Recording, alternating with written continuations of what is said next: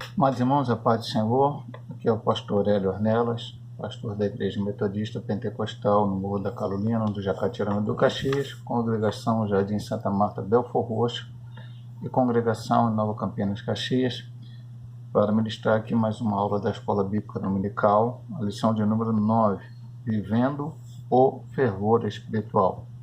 Sempre lembrando, no início dos vídeos, que o vídeo é gravado principalmente para aqueles irmãos que não estão podendo ir na igreja, por causa da pandemia, dificuldade de deslocamento, ou porque estão enfermos em casa e realmente não podem estar na casa do Senhor, ou estão trabalhando. Aqueles que puderem estar presencialmente, então devem estar tanto na sede como nas congregações, para estudar presencialmente a lição da Escola Bíblica Dominical. Então vamos aqui para a lição de hoje. Nessa continuação desse trimestre, nós estamos estudando o verdadeiro pentecostalismo. Textual: não vos embriagueis com vinho, em que há contenda, mas enchei-vos do Espírito. Efésios 5, 18. Verdade prática: ser cheio do Espírito pode se referir tanto ao batismo no Espírito Santo, como também à vida plena no Espírito. Ele vai explicar isso muito bem durante os pontos que vamos estudar na escola dominical. Leitura diária.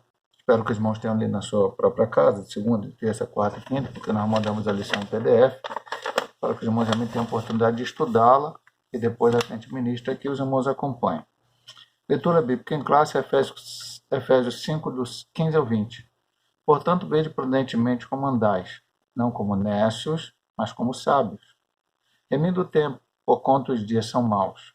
Pelo que não sejais insensatos, mas entendei qual seja a vontade do Senhor. E não vos embriagueis com vinho, em que há contenda, mas enchei-vos do Espírito, falando entre vós com salmos e hinos e cânticos espirituais, cantando e salmodiando ao Senhor no vosso coração, dando sempre graças por tudo ao nosso Deus e Pai, em nome de nosso Senhor Jesus Cristo. O objetivo geral do autor da lição é mostrar a necessidade de se viver o fervor espiritual. Os objetivos específicos são: 1. Destacar a importância da devoção na vida do crente pela palavra e oração. 2. Enfatizar a importância de manter-se cheio do Espírito. E 3. Prevenir a respeito da frieza espiritual.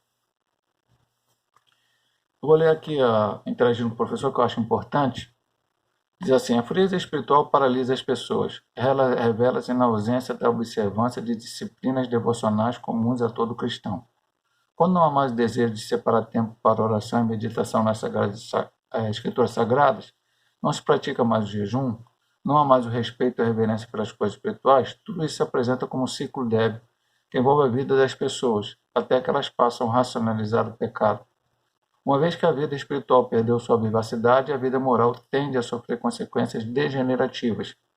Esse processo se inicia com a degeneração das relações familiares e sociais, conforme está aqui em Efésios 5, do 15 ao 17, do 22 ao 33, do 6 do 1 ao 5. Não há mais vigilância com a vida espiritual, conforme Efésios 6, do 10 ao 20. A lógica espiritual é muito simples. Se há fervor espiritual, há desejo pelas coisas de Deus. Se há frieza espiritual, há desejo e supervalorização pelas coisas carnais.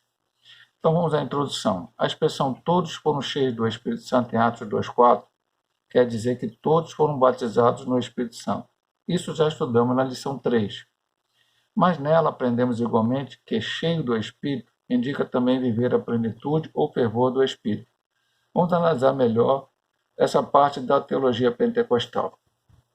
Então, o que nós vamos estudar aqui nessa lição, uma parte principal que nós vamos estudar é a expressão ser cheio do Espírito Santo na Bíblia Sagrada. Em Atos 2, 4, que é a descida do Espírito Santo, quando diz que todos foram cheios do Espírito Santo, quer dizer que todos eles foram, naquele momento, batizados com o Espírito Santo. Eles já tinham o Espírito Santo, como estudamos nesse trimestre inteiro. Todo crente tem o Espírito Santo. Jesus soprou sobre os discípulos do Espírito Santo. Mas o Senhor disse em Lucas 24, 49, ficai em Jerusalém, até que do alto sejais vestido de poder. E em Atos 1, 8, ele disse: e recebereis a virtude do Espírito Santo, sereis minhas testemunhas, tanto na Judéia, em Jerusalém, na Judéia e Samaria, até os confins da terra. Os discípulos entenderam, compreenderam, ou parte deles, né? Jesus chegou a falar cerca de 500 irmãos antes de subir, e cerca de 120 estavam reunidos em oração por 10 dias até o dia do Pentecostes, da subida de Cristo até o dia do Pentecostes, quando então o Espírito Santo foi derramado. E a partir daí o Espírito Santo foi derramado sobre toda a carne. Todo mundo é batizado com o Espírito Santo, pastor? Não. Ele está derramado, está disponível, mas a pessoa tem que buscar. Jesus batiza com o Espírito Santo, como estudamos na lição específica, e precisamos buscar. O batismo com o Espírito Santo não é regeneração, o batismo com o Espírito Santo não é salvação. Isso tudo já aconteceu na vida do crente, e agora ele recebe um revestimento de poder, com a finalidade principal de ter poder para pregar a palavra de Deus, ter força, coragem para pregar a palavra de Deus, e a igreja é edificada. Aí vem os dons espirituais, tudo que a gente estudou, fruto do Espírito importantíssimo na vida do crente, santificação, e tudo isso, né? Apego à palavra de Deus como uma objeção, verdadeiro culto, e hoje é uma vida fervorosa. Ser cheio do Espírito Santo em outros textos, como lemos aqui em Efésios, né? É ter uma vida plenitude no fervor do Espírito, viver a plenitude do fervor do Espírito. O crente precisa viver sempre assim, buscando a presença do Senhor. Mas não é, meu amado irmão, e já vamos falar de início aqui na introdução.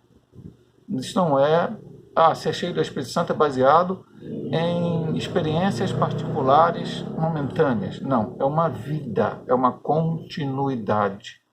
É como lá no Antigo Testamento, o incenso precisava ser sempre aceso, que significava a oração do santo. O crente tem que viver uma vida de oração, e não é uma vida de oração hoje, amanhã não, depois de amanhã sim, depois de amanhã não. As lâmpadas precisavam estar sempre acesas, o fogo do holocausto tinha que estar sempre lá sendo para consumir todo aquele animal até que ficasse suas cinzas, enfim, o maná era contínuo.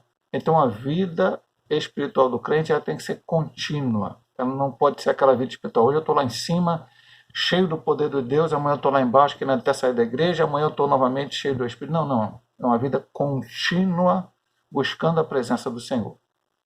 Vamos estudar aqui a importância da devoção pela palavra e oração.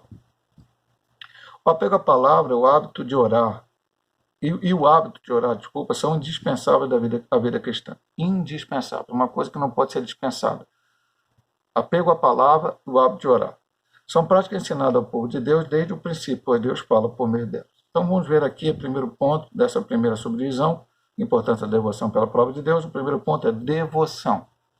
A nossa ideia de devoção é de apego, dedicação e zelo, como o nosso apreço pela oração. Vamos ver aqui Mateus 26, 41. Veja, meus amados irmãos, sempre lembrando que isso é um estudo bíblico. A escola dominical é um estudo bíblico. Estamos estudando uma revista, porque o pastor Ezequiel Soares orou muito, leu muito a Bíblia, estudou muito ela, para poder escrever. Mas o nosso ensino é baseado na palavra de Deus, o ensino dele aqui na revista também. Jesus disse: vigiai e orai para que não entreis em tentação. Na verdade, o espírito está pronto, mas a carne é fraca. O amor pela palavra de Deus, Salmo 119, 97, o apego ao jejum. Leitura da Bíblia, oração e jejum são importantes exercícios espirituais na vida da igreja desde o princípio. Tudo isso é válido e especialmente salutar para a vida cristã, mas torna-se eficaz quando acompanhada pela santificação e de humildade, prudência e sabedoria. Ele cita o versículo 15. Que versículo 15 é esse? Que nós acabamos de ler na leitura bíblica em claro de Efésios 5. Portanto, vede prudentemente como andais, não como necios, mas como sábios. A nossa prudência é para que essas práticas não venham a se tornar motivo de exibição. Então vamos lá. 3 coisas importantes na vida do crente. Fundamentais na vida do crente. Indispensável na vida do crente. Ele chega aqui. A primeira delas, apreço pela oração. Pastor, quando eu devo orar? Todo tempo, amado irmão. A Bíblia diz em 1 Tessalonicenses 5,17, orai sem cessar. Eu sempre ensino na igreja, quando leio esse texto para falar na oração, pastor, então vou orar, acordar orando, não vou mais alimentar, vou ficar orando, não vou mais comer, não vou estudar, não vou trabalhar, vou orar o tempo todo, porque diz orar sem cessar. Não, o apóstolo não está dizendo, e nem ele fez isso, porque ele trabalhava, ele era fazedor de tendas, que juntamente com Aquila e Priscila fazia essa atividade quando as igrejas não podiam sustentá-lo. Ele pregava o evangelho, enfim, ele lia livros, cuidado disso, ele pede alguém que traga os pergaminhos, né? Ele procurava se aprofundar no estudo da palavra, então fazia tudo isso. Enfim, tudo mais atividade, como comia, se alimentava, como no naufrágio mostra lá que ele comeu, antes que todos os outros comessem, aí ele animou as pessoas a comer, antes do naufrágio, quando ele viaja para ser apresentado em Roma, no final de Atos Apóstolos. Então tinha todas as atividades. O que ele falou? Orar sem cessar. Qualquer tem que ter uma vida de oração. Oração não é ter os que vão à igreja. Eu estou fazendo um vídeo basicamente para aqueles que não podem ir. Mas aqueles que vão, terça-feira na igreja, pastor, oração. E a semana de oração, quando ela voltar, agora por causa da pandemia não estamos tendo. Não, meu irmão, não é esse momento de oração. Ou oração que se faz no culto. Não. Vida de oração é você, cotidianamente, na sua casa, tirar um tempo de oração. Pastor, às vezes eu tenho uma correria tremenda. Meu amado irmão, então lá no ônibus que você pega, no trem, no metrô, logicamente vigiando, né, porque a Bíblia diz que dia é horário, você não pode ficar distraído porque alguém pode te roubar, né, talvez. Mas, em vez de ficar lá olhando para fora, olhando para as coisas, olhando para as pessoas, fecha o seu olho, fica ali ligado no que você tem para ninguém te tirar e ore. Eu já fiz isso muito em ônibus. Voltando do meu trabalho, ou indo para o meu trabalho. Ainda faço às vezes. Às vezes eu vou para Santa Marta, no ônibus ali de manhã, ou de noite para o culto. E ali eu tiro um momento, fecho meus olhos. As pessoas pensam até talvez que eu esteja dormindo, mas eu estou orando. Então tirar um momento de oração, viver uma vida de oração. Lógico, de preferência na sua casa, se você tiver um tempo. Tirar ali um tempo mesmo de oração, abrir o seu coração e falar com Deus. Então, apego à oração.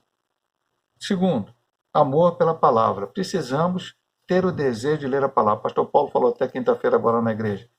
Pelo menos se você não tem tempo para ler muito, eu acho que o crente tem. Hoje as pessoas, principalmente mais jovens, ficam em redes sociais, ficam lá ou Facebook, ou Instagram, ou WhatsApp, ou qualquer outra rede, ou internet, e tem tempo para isso tudo. Se temos tempo para isso, ou para ver televisão, ou para outras atividades, bater papo com outras pessoas, enfim, muitas coisas, temos tempo também para ler a Bíblia. Então o pastor Paulo falou, pelo menos um versículo você lê por dia. Temos que ter desejo de ler a palavra. O ideal, né, lógico, se não tiver tempo, achar que não tem tempo, né, enfim, ler um versículo, mas o ideal é que você lê pelo menos um capítulo por dia. Ter o desejo de ler. Só ler, pastor? Não. Bem-aventurado que lê, o que ouve, que guarda as profecias deste livro. Depois ele diz, e o jejum?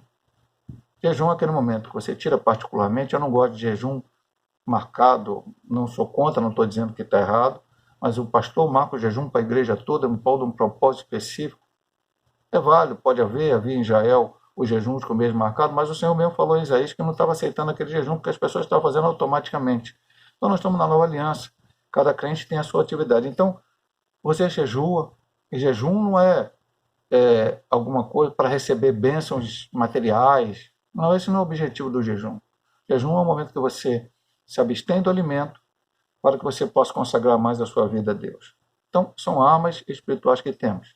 Mas, como ele diz no final, elas não podem virar práticas de exibição. Jesus condenou aquele homem que batia no peito, eu faço, aconteça, eu jejuo. Não. Ele falou, o outro dizia, eu sou pecador. E aquele saiu justificado. Então, faça a sua prática. Leia a Bíblia, ore, jejue, na intimidade do seu lar, da maneira como você puder fazer, para a glória de Deus. Essa é a sua devoção. E a sua devoção não depende do outro. Você não depende do pastor para poder estar em devoção com Deus. Não depende do presbítero, do diácono, do irmão. Você pode fazê-lo sozinho, buscando a Deus. Pastor, mas eu vou reunir na igreja? Vamos, tem uns cultos marcados, nós vamos reunir juntos, vamos louvar esse Deus. Mas a devoção é sua com Deus. Então agora vai falar sobre oração e palavra. Todos conhecemos o jargão evangélico. A oração é a chave da vitória. Isso é verdade, não existe vida espiritual abundante sem oração.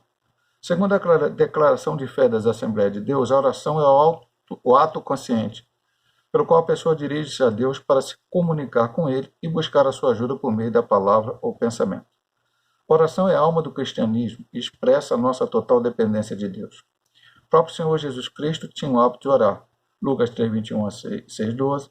Essa prática particular deve ser espontânea e contínua, como já citamos em 1 Tessalonicenses 5, 17. E a leitura da Bíblia nos torna sábios e prudentes. Então ele focou mais na oração. O que é? A oração é a palavra. Deixou a palavra no final. Mas vamos falar oração. Mas já falamos no ponto anterior, vamos voltar a falar. Chave da vitória, né? É a chave da vitória. E aí ele diz um ponto aqui que é muito interessante, meu amado irmão. 2 pontos, né? Dirige a Deus para a declaração de fé da Assembleia, autoconsciente, ou seja, eu estou entendendo o que eu estou fazendo, pelo qual a pessoa dirige a Deus para se comunicar com Ele e buscar a sua ajuda por meio da palavra ou pensamento. Então, conscientemente eu vou diante de Deus e falo com Ele. E o outro ponto que ele fala aqui, que ele diz assim, a oração é a alma do cristianismo, expressa a nossa dependência de Deus. Sim, meu amado irmão, porque a minha oração não é seja feita a minha vontade, seja feita a tua vontade. Então, na minha oração não é para exigir de Deus, determinar de Deus, obrigar Deus a fazer alguma coisa, não aceitar a maneira como Deus está agindo, mas não. A minha oração é, como Jesus ensinou, seja feita a vontade do Senhor nos céus e na terra, Pai nosso. Como Jesus mesmo deu exemplo. Pai, se for possível, Pai de mim esse cálice, mas não seja feita a minha vontade, mas a tua. A minha oração é que a vontade de Deus se cumpra na minha vida. Então eu sou dependente de Deus. Eu vou apresentar ele meu problema, sim. E vou pedir que ele dê a solução dele, na direção dele, para a glória dele, para que o seu nome seja glorificado através da minha vida. Então é assim que o crente deve agir. É assim que nós devemos agir em oração. E no final ele fala, a leitura da Bíblia nos torna sábios e prudentes. Vamos ler aqui 2 Timóteo 3,15. 2 Timóteo 3,15. Segunda carta pastoral de Paulo aqui, Timóteo. Vamos voltar um pouquinho aqui, já chegamos. Olha o que diz aqui esse versículo. E que desde a tua meninice sabe as sagradas letras que podem fazer-te sábio para a salvação pela fé que há em Cristo Jesus. Paulo diz a Timóteo, você conhece a Bíblia. Tua avó, aqui não diz nesse texto, mas diz, tua avó e tua mãe ensinaram você a Bíblia. E elas podem te fazer sábio. Por que diz podem te fazer sábio? Porque não é ler a Bíblia, como eu falei mesmo. Ler por ler, eu leio o jornal, leio uma revista, leio artigo na internet, leio qualquer coisa. A Bíblia precisa ser lida com meditação. E principalmente com aplicação pessoal. Eu tenho que ler a Bíblia e olhar ela para que eu coloque em prática na minha vida. Aí ele vai falar agora, viver sabiamente, versículo 15, né, que já foi reportado antes. Esses exercícios espirituais devem ser colocados em prática no dia a dia, diferentemente do nécio, vede prudentemente como andar, não como nécio, mas como sábio.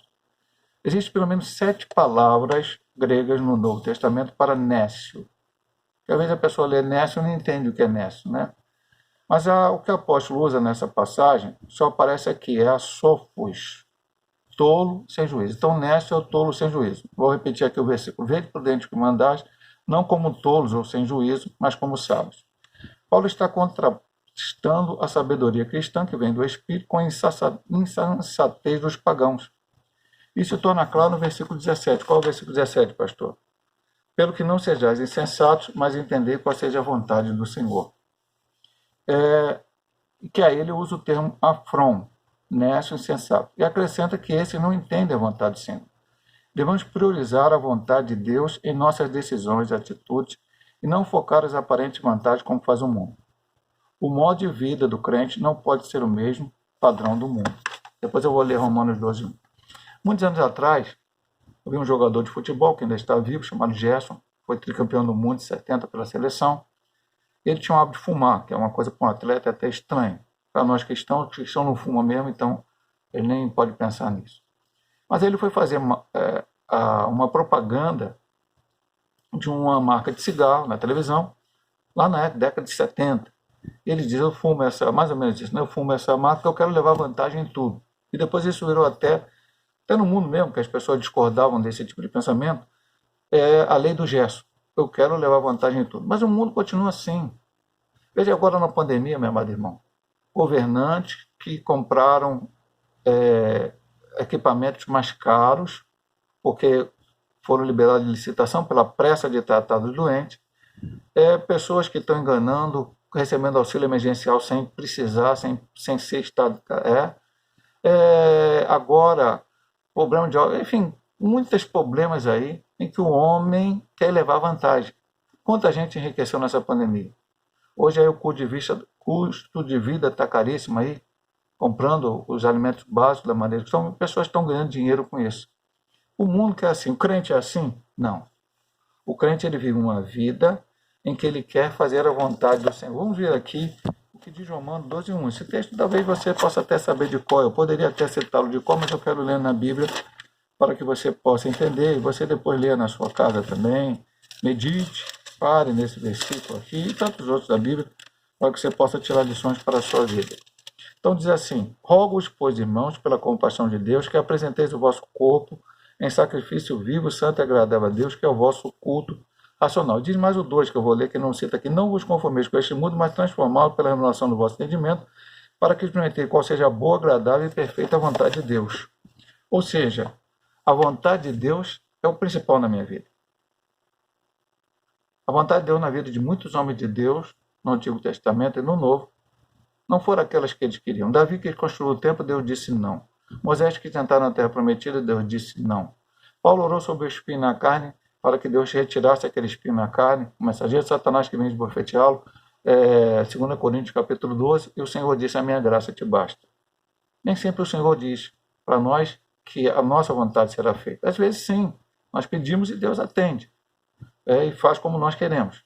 Mas quando pedimos e Deus atende fazendo diferente do que nós queremos, nós devemos louvá-lo. O tolo, o sem juízo, o nécio, não entende isso. Ele vive sem entendimento.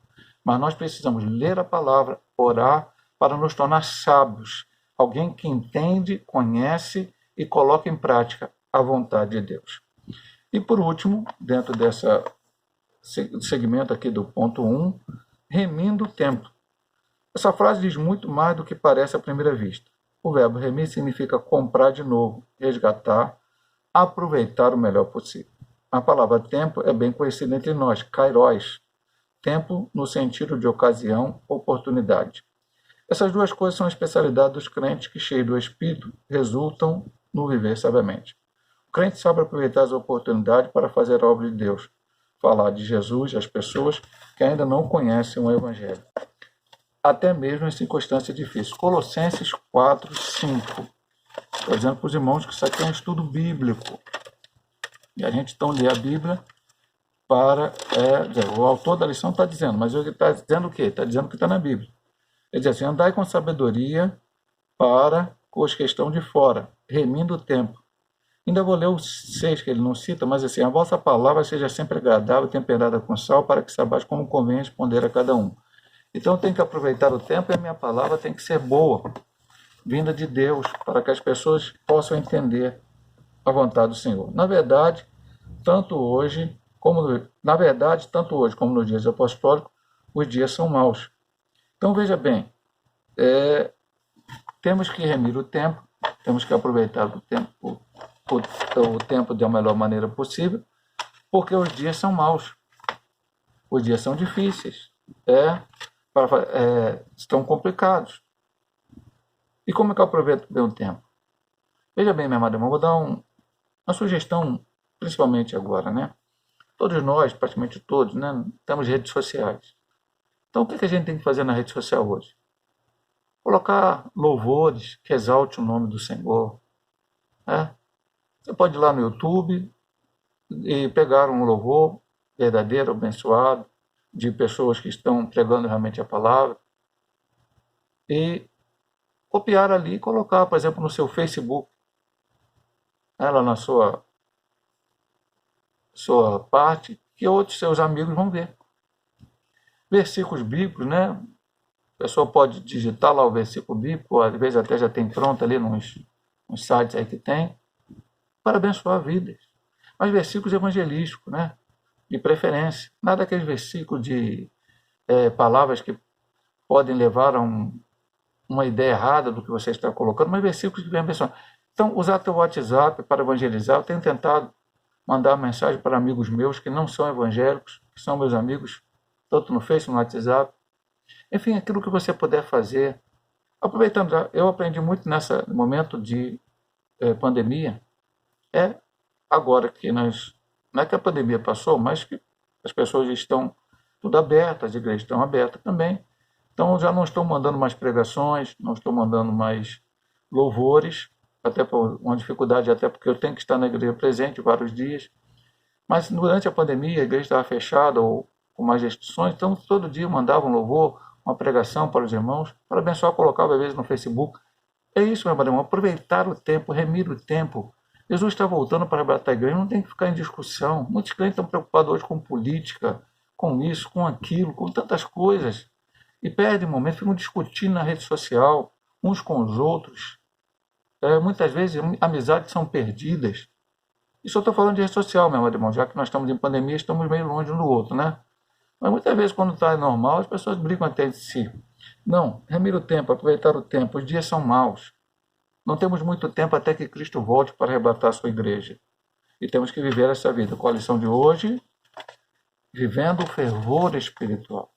Então, meio que resumindo esse ponto, nesse ponto ele colocou 3 coisas fundamentais na vida do crente. Apreço, né? Vontade de orar, apreço pela palavra, leitura da Bíblia e o jejum. Praticando isso, não é fazendo mecanicamente ou fazendo para que depois diga que fiz. Jesus, inclusive, quando falou de jejum, quando jejuar, você lava o seu rosto para ninguém ver que você jejuou. Jesus falou, quando você vai orar, fecha a porta do teu quarto, entra no teu quarto, fala em secreto com teu pai que ele vai te ouvir. Então, na verdade, fazer isso tudo e aproveitar o nosso tempo da melhor maneira possível para ganhar almas para Jesus. Nós vamos terminar esse primeiro vídeo, irmão sabe sempre são 2 vídeos, né? Estudamos a introdução e o ponto 1. No próximo vídeo nós vamos estudar o ponto 2, o ponto 3 e a conclusão.